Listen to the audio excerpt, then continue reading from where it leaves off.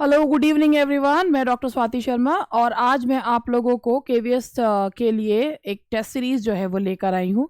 परेशान मत होइए, मैंने आपसे कहा था कि एलडीसी का जो टीजीटी और पीजीटी का लिटरेचर है वो भी मैं करवाऊँगी। मैं आज पूरा एक टेस्ट जो है वो मैंने पहले टेलीग्राम पे डलवाया था और अब उसके आंसर्स जो हैं वो आप लोग चेक कर सकते हैं, तो वही सॉल्व करवा रही हूँ। कल जो है वो आप लोगों को एलडीसी वाला पूरा लिटरेचर वाला ही सॉल्व करवा दूंगी, टीजीटी और पीजीटी दोनों का सॉल्व करवा दूंगी। और आप इससे पहले मैंने टीजीटी पीजीटी का पेपर सॉल्व करवाया। कल मैंने कोहेसिव डिवाइसेस भी करवाई थी और ये वो कोहेसिव डिवाइस वो टॉपिक था जो आप लोगों को वैसे भी कहीं मिला भी नहीं होगा और मैंने करवाया था। तो मेरे प्रयासों को जो है थोड़ा सा अप्रिशिएट भी कर दीजिए, इतनी मेहनत करती हूँ आप लोगों के लिए, तो थोड़ा सा जो है उसका वो भी करिए कि हाँ भाई कुछ जो है उसका जो है आपको उससे कुछ बेनिफिट जो है वो मिल रहा है, तो वो भी चीज़ जो है ज़रूरी होती है ना, हमारे लिए भी ज़रूरी होती है। तो चलिए अब इसी के साथ स्टार्ट करते हैं टेस्ट सीरीज 6 जो है।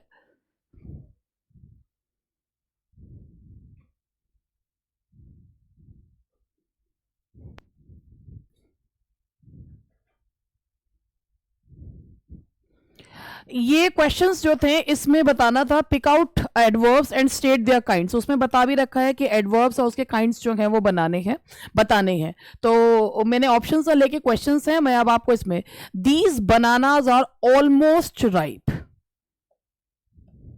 दीज बनानाज आर ऑलमोस्ट, तो ये है आपका एडवर्ब। ठीक है, तो ये ऑलमोस्ट मतलब होता है लगभग, तो ये आपका जो है दीज बनानाज और ऑलमोस्ट। एक काम करते हैं, पहले हम लोग इसमें क्या करते हैं कि इसमें एडवर्ब्स जो है वो निकाल लेते हैं और एडवर्ब्स निकालने के बाद जो है फिर उसके बाद इसका जो है ये वाला काम करते हैं कि कौन सी कैटेगरी के कौन से क्या एडवर्ब्स हैं वो भी आपको मैं बताती चलती। बस 1 मिनट का मुझे टाइम दीजिएगा और मैं उसके बाद आप लोगों को ये चीज़ बताती चल रही हूँ।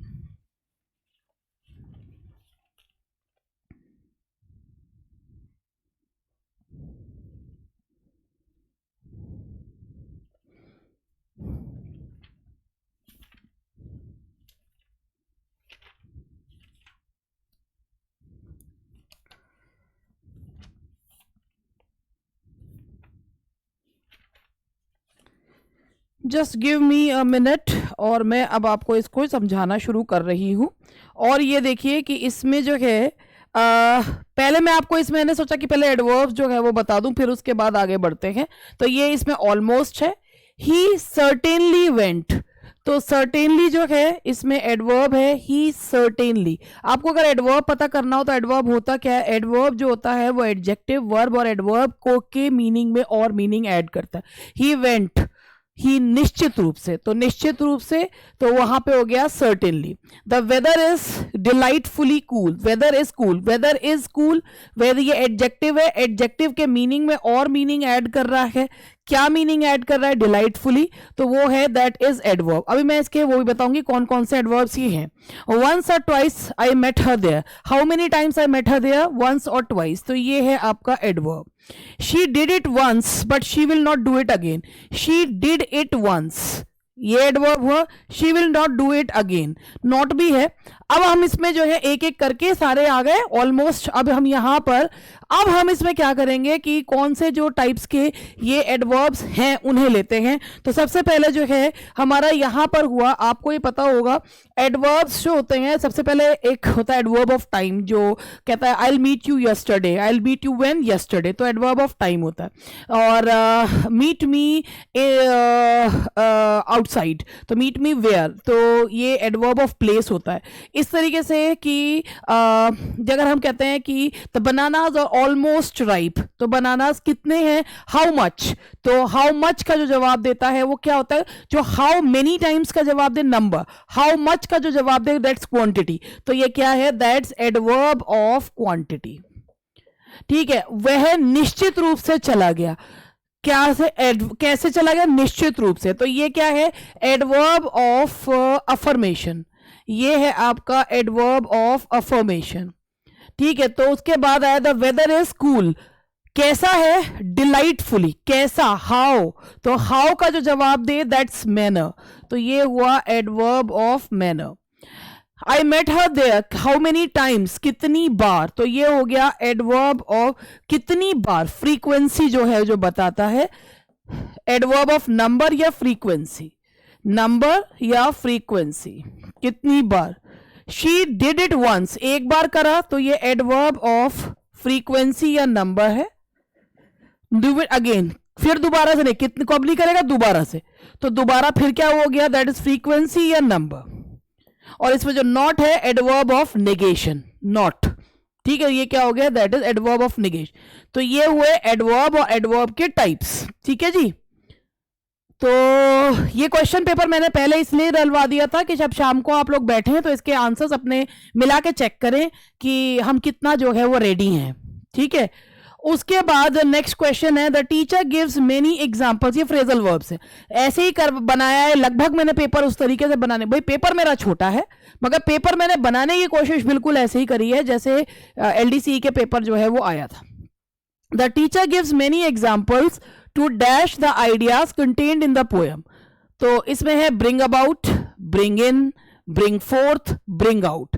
तो इसमें जो है ब्रिंग आउट जो फ्रेजल वर्ब है उसका मीनिंग होता है किसी को कोई बात समझाना, तो टू ब्रिंग होम जिसे कहते हैं कि किसी चीज को समझाने के लिए हम ये कहते हैं ब्रिंग आउट। तो ब्रिंग आउट है दैट इज समझाना, ठीक है। तो ये होगा ब्रिंग। वैसे ब्रिंग अबाउट जो है उसका मीनिंग जो होता है, ब्रिंग अबाउट दैट इज प्रकाशित करना होता है, ब्रिंग अबाउट का मीनिंग। और ब्रिंग अबाउट उत्पन्न करना है वैसे ब्रिंग अबाउट का। तो teacher gives many to bring about the idea, तो उत्पन्न करना तो नहीं होगा, ब्रिंग आउट होता है समझाना।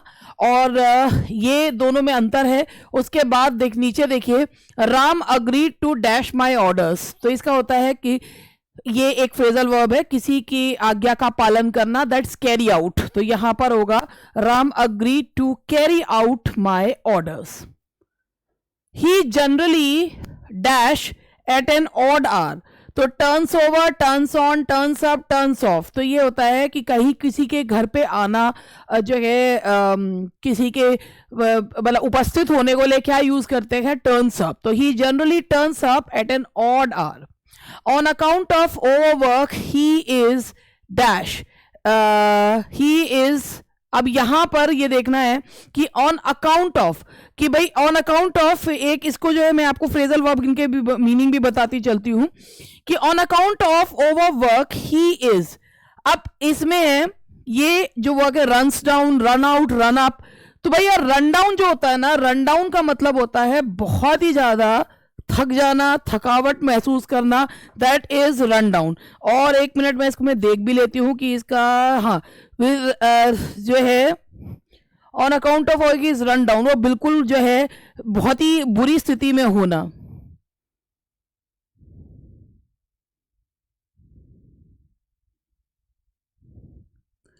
बहुत ही बुरी स्थिति में होना, दैट्स रन डाउन, ठीक है जी। उसके बाद Rita always sets her alarm so that she can dash at 8 a.m. Think over, write down, think through, wake up. भाई अलार्म लगाते हैं तो जिससे कि 8 बजे तक उठ सके, तो that's D, wake up. The old man dash without any trouble last night. किसी की मृत्यु हो जाने के लिए पास्ड अवे, तो वहां पे क्या लगाया जाता है, पास्ड अवे। कि इसमें भी एक चीज यहां पे आपको मैं यहां पर ये बताना चाह रही हूं कि एक मिनट में इसको आपको फ्रेजल वर्ब में बताऊं।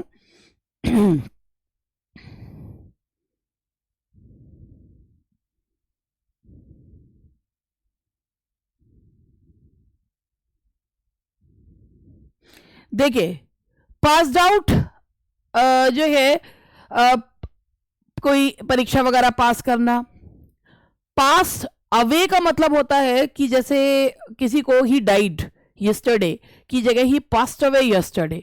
तो एक फ्रेजल वर्ब और एक यूफेमिस्टिक स्टाइल में कहना पास्ड अवे। तो यहां पर आएगा he passed away, that is passed by, कहीं से गुजरना। और ये जो है पास्ड अवे होगा। The doctor advised me to dash drinking, इसमें होगा give up, to give up drinking यानी कि छोड़ देना, त्याग देना। I have dash business the business to my eldest son, handed out, handed over, handed round, handed back. तो ये है किसी को बिजनेस सौंपना, दैट इज हैंडेड ओवर। किसी को कोई चीज सौंपना, that's handed over. The sick man dash last night, ये भी सेम चीज है। The sick man passed away last night, ये सेम हो गया, रिपीट हो गया। और question number 10, you are unable to dash the meaning of this passage, make off, make out। अब इसमें अलग अलग, उसमें फ्रेजल वर्ब्स में अलग अलग जो हैं वो लगते हैं। तो अब आप यहां पर ये देखिए कि make of, make out, make over, makeup, ये इस तरीके का इसमें एलडीसी में आया हुआ भी था कि मेक ऑफ, मेक आउट का मतलब होता है किसी चीज को समझना। तो you are unable to make out the meaning of this passage, यानी कि तुम इस मीनिंग का, इस पैसेज का मीनिंग बना पाने में, समझ पाने में असमर्थ हो। That is be make out. अब ये हमारे आए ये फ्रेजल वर्ब के क्वेश्चंस हो गए। अब क्लॉज एनालिसिस ले लेते हैं। Adjective clause, noun clause, adverb clause, principal clause, subordinate clause ढूंढने हैं, कोऑर्डिनेट क्लॉज। तो देखिए पहला क्वेश्चन है, इनमें से यही आपको ऑप्शन देखने हैं। Why she left is a mystery. तो अंडरलाइंड वन है कि व्हाट इज अ मिस्ट्री, तो that is what is a mystery. जो व्हाट का जवाब दे वो क्या होता है, दैट्स नाउन क्लॉज। और नाउन क्लॉज है द सब्जेक्ट, बिल्कुल काम कर सकता है, तो that is noun clause. It is noun clause. Now the next question is tell me, क्या, tell me where he lives, ये एडवर्ब क्लॉज नहीं है। टेल मी क्या, क्या का जवाब दे रहा है, तो ये भी कौन सा है, that's noun clause. He that is down needs fear no fall, needs fear no fall. He that is down, जो डाउन है उसे नीड्स फियर नो फॉल, कि उसे फियर और फॉल की आवश्यकता नहीं है। ही, ये जो दैट वाला क्लॉज है वो ही के बारे में बता रहा है। तो ये कौन सा क्लॉज है, दैट्स एडजेक्टिव सबऑर्डिनेट क्लॉज है, adjective clause. I forgot to tell you the time when I shall return, I forgot to tell you the time when I shall return. वो वैसे तो देखने में adverb clause, I forgot to tell you when I shall return, लेकिन जब अगर the time, the house, the place ये आ रहा हो और क्लॉज उसके बारे में बता रहा हो, तो वो एडजेक्टिव क्लॉज होता है। इसीलिए क्योंकि ये इस नाउन के बारे में बता रहा है और एडवर्ब क्लॉज कभी भी नाउन के बारे में नहीं बताता, तो that is adjective clause. This is the same story that I heard 5 years ago। तो भाई बात स्टोरी की जा रही है और ये जो है दैट जो है स्टोरी के बारे में बता रहा है, तो it's again it's an adjective clause. It's an adjective clause. बस मैंने इसमें ऑप्शंस नहीं दिए, बाकी बनाने की कोशिश पेपर ऐसे ही करी है जैसे एलडीसी वाला आया था। थोड़ा सा लेवल हो सकता है ठीक ठाक सा मैंने रख दिया हो सकता है ना रखा हो, जैसा आपको लगे। A stone that goes on rolling gathers no moss. A stone से लेकर यहां तक ये पीसी है, स्टोन के बारे में ये क्लॉज बता रहा है, तो ये क्या हो गया, that's adjective clause. That's adjective clause. He returned home when, after he had finished the work। when का जवाब दे रहा है तो कौन सा क्लॉज हुआ, that's adverb clause. Adverb clause of time, ये हो गया आपका adverb clause of time. He will succeed, why? Because he has worked hard। why का जवाब दे रहा है, रीजन बता रहा है, तो that is also adverb clause. When the cat is away the mice will play। यहां से कहते हैं the mice will play कब, when the cat is away। तो when कब का जवाब दे रहा है, then again it's an adverb clause। it's an adverb clause। Karl Marx who wrote Das Kapital was an intellectual giant। Karl Marx के बारे में बता रहा है ये वाला क्लॉज, तो ये क्या हो गया, दैट्स एन एडजेक्टिव क्लॉज। मैंने इतनी ज्यादा प्रैक्टिस कराई है वैसे क्लॉजेस की, गलती तो नहीं होनी चाहिए, फिर भी मतलब ऐसा गलतफहमी मुझे हो जाती है। अब ये फिल इन द ब्लैंक्स है, इसमें सूटेबल प्रेपोजिशंस जो है वो भरने हैं। तो पहला जो है उसमें देखिए, my mother in law is clumsy dash cooking. तो क्लमजी एट, तो इसमें आएगा जो एप्रोप्रिएट प्रेपोजिशन होगा क्लमजी एट कुकिंग, क्योंकि किसी चीज को लक्ष्य निर्धारित करके कहा जा रहा है, तो clumsy at cooking. To dwell dash the wicked is bad. Between इसलिए नहीं कह सकते क्योंकि विकेट बहुत सारे ग्रुप के बारे में बात की जा रही है, तो ये है to dwell in the wicked is bad, और to dwell into the wicked is bad. To dwell की के बीच में, दुष्टों के बीच में रहना बुरा है, तो किसके बीच में रहना? दुष्टों के बीच में, के बीच की बात की जा रही है, तो वहां पर हम क्या लगाएंगे? To dwell among the wicked is bad. We should never go dash moral laws, against का मतलब होता है के विरुद्ध, तो मॉरल लॉज के विरुद्ध नहीं जाना चाहिए, तो यहां आएगा against. He was advised to abstain dash all alcoholic drinks. Abstain का मतलब होता है किसी चीज से दूर रहना, संयम रखना, तो he was advised to abstain from, तो abstain from alcoholic drinks. He was killed by a highwayman. Was killed आ रहा है तो passive voice है, by whom? By a highwayman with a dagger. उसकी क्वालिटी बताई जा रही है, तो by and with.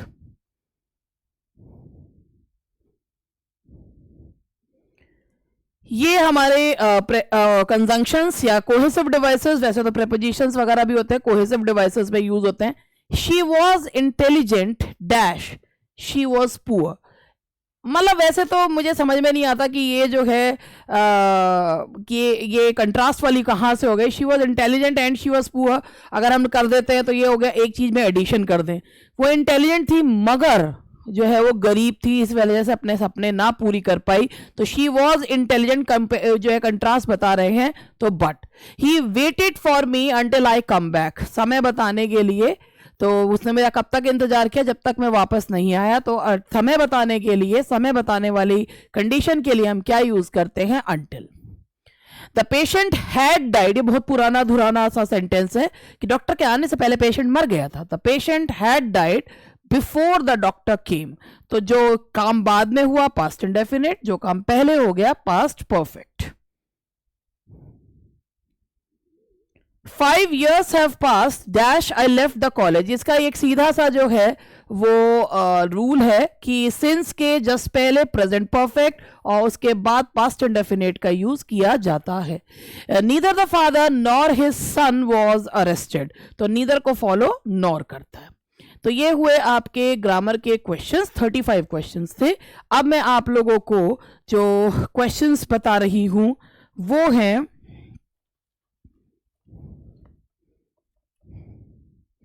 अब मैं आप लोगों को एक जो वर्क है द नेकलेस, गाय दी मौपसान की ये स्टोरी है, उसके बारे में बताना चाहूंगी। द नेकलेस जो है ये स्टोरी गाय दी मौपसान ने लिखी है। मटिल्डा, इसके जो मेन कैरेक्टर है उसका नाम है Matilda. She was a young and pretty lady. She was born in a family of clerks, वो एक क्लर्क्स के परिवार में, she was from a family of clerks and she was simple and had married a petty office clerk, उसके husband जो education office में clerk थे। She dare not to visit her friends because house which was richly furnish, वो ऐसे दोस्तों के घर नहीं जाती थी जिसके घर बहुत रिचली फर्निश हुआ करते थे। One day Mr. Loisel and Madame Loisel got an invitation, यानी कि मटिल्डा और उसके हस्बैंड को एक इन्विटेशन मिला to dinner from the minister of public instruction. Husband बहुत खुश हुआ ये सुनकर कि हमें ये इनविटेशन मिला है, मगर मटिल्डा बहुत परेशान हो गई क्योंकि उसके पास ना उस ओकेजन पे पहनने के लिए ज्वेलरी थी ना कपड़े थे। तो उसके हस्बैंड ने उसे पैसे दिए तो ड्रेस बाय करने के लिए। अपने उसके हस्बैंड उसने कहा कि मेरे पास ड्रेस भी है but I do not have any piece of jewellery. तो उसके हस्बैंड ने कहा कि क्यों ना तुम ज्वेलरी जो है अपनी एक फ्रेंड से बोरो कर लो, और जिसका नाम था मदाम फॉयस्टियर। वो उसको ज्वेलरी देने को तैयार थी। उसने एक डायमंड नेकलेस जो है वो बोरो करा।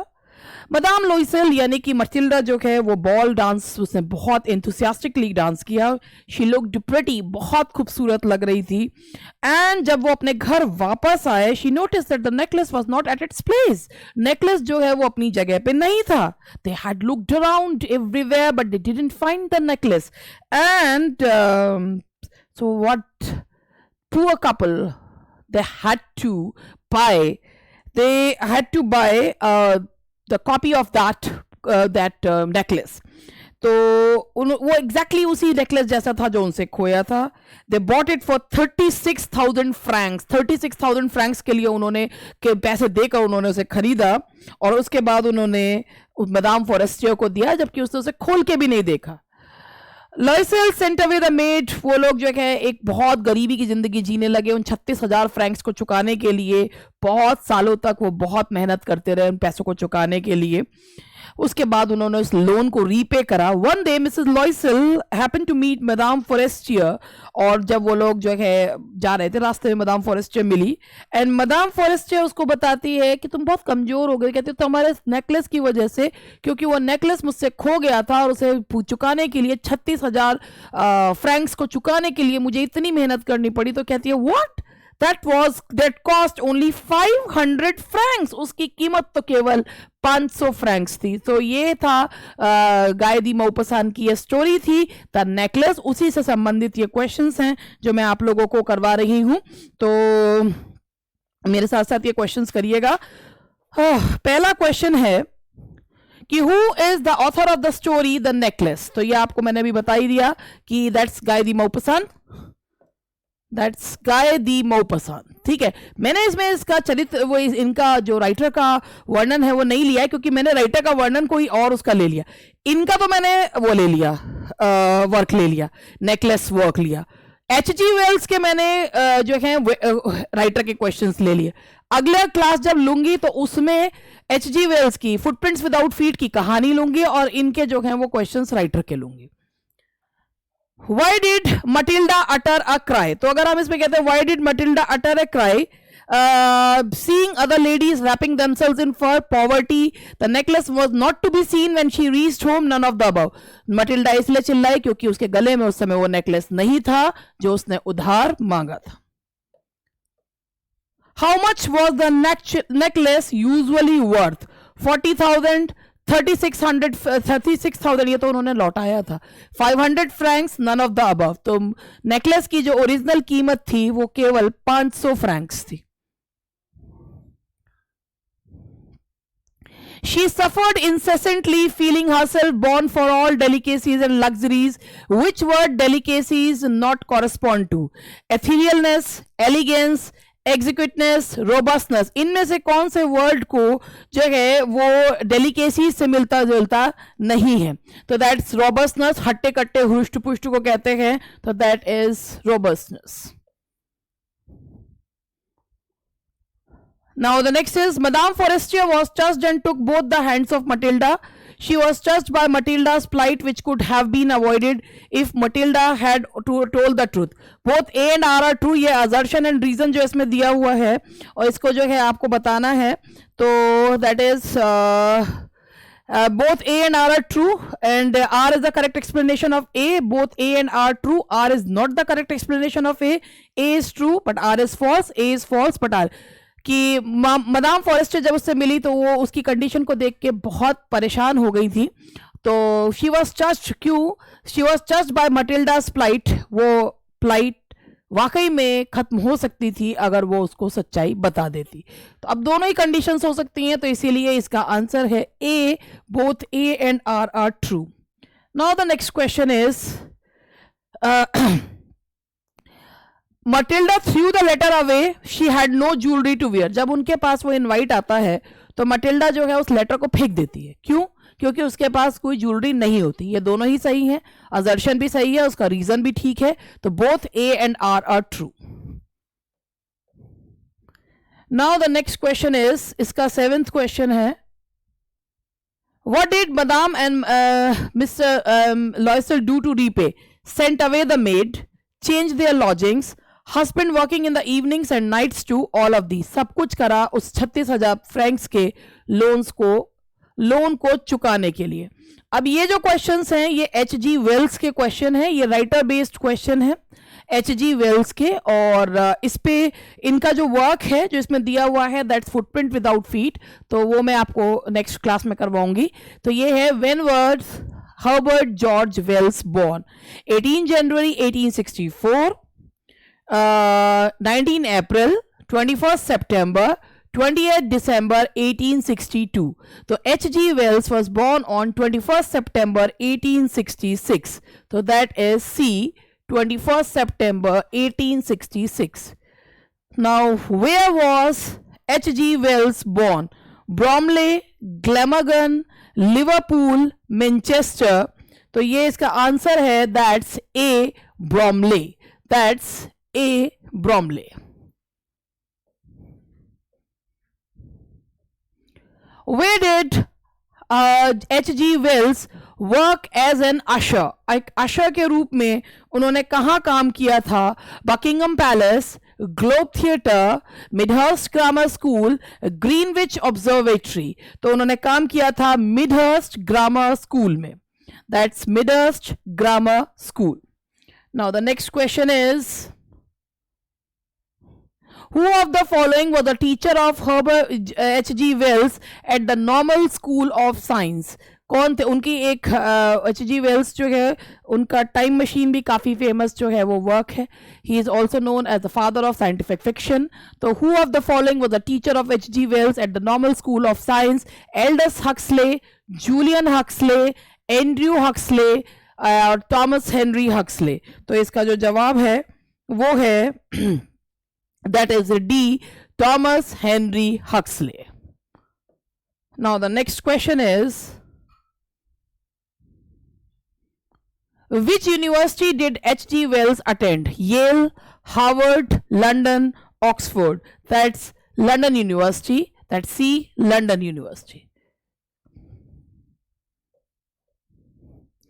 When was the time machine? इनका बहुत ही फेमस वर्क है क्योंकि ये साइंस फिक्शन लिखा करते थे. फुटप्रिंट्स विदाउट फीट भी एक ऐसे साइंटिस्ट की कहानी है, ग्रिफिन की, जो एक ऐसा सब्सटेंस बनाता है जिसे पीकर वो खुद एक अदृश्य हो जाता है और उसके बाद वो he was a lawless person, और उसके बाद वो जो जो मिसचीफ करता है वो सारा फुटप्रिंट्स विदाउट फीट में जो है वो बताया हुआ है. तो when was the time machine, जो उनकी एक साइंस फिक्शन है, वो कब पब्लिश हुई थी? 1890, 1895, 1888, 1884. So that was in 1895.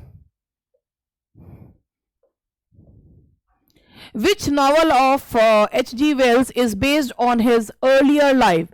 Tono Bungay, The Island of Dr. Moreau, The Wonderful Visit, The Platner Story. तो that is Tono Bungay. ये जो है, ये नॉवल जो है, ये that is based on his earlier life. In which novel did H.G. Wells parody Sidney Webb and Beatrice Webb as the Baileys? तो किस में जो है, the invisible man, the new Machiavelli, the war of the worlds, the food of the gods, किस novel में H.G. Wells ने parody किया Sidney Webb and Beatrice Webb को एज द बेलेज? तो that is the new Machiavelli.